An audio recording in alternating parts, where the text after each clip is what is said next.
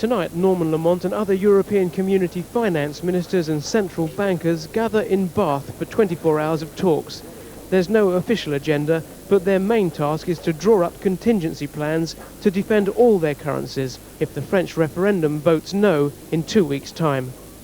I'm joined now by our economics editor, Peter Jay. Help us make sense of this, Peter. Why is it such a good thing to borrow all that money? Well, the pound goes up because people in the foreign exchange markets realise that the government has a little extra ammunition with which to support the pound. And secondly, slightly more subtly, because they are maybe persuaded that, after all, the government was not looking for an excuse to devalue the pound, as, for example, if the French decide to vote no in their referendum on the 20th of September.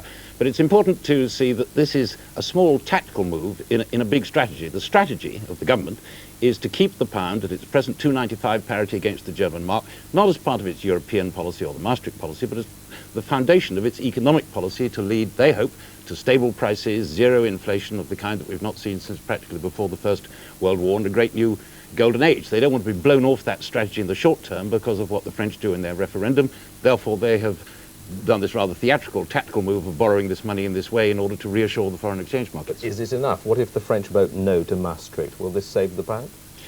Well, there may or may not have to be increases in British interest rates in the very short term to calm nerves. Much more important, in my opinion, is what the Bundesbank will do on the 24th of September, when they may yet raise their Lombard rate. They decided in July that they would raise it in September if things hadn't improved. That would certainly force the British government to raise interest rates unless they were willing to devalue.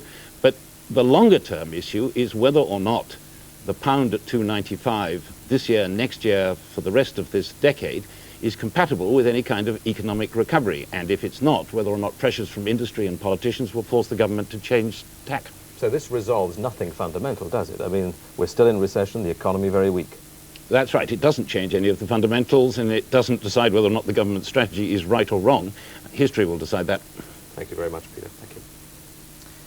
The Prime Minister has been defending the Maastricht Treaty as the right way forward for Europe, although he's acknowledged that it does have some faults.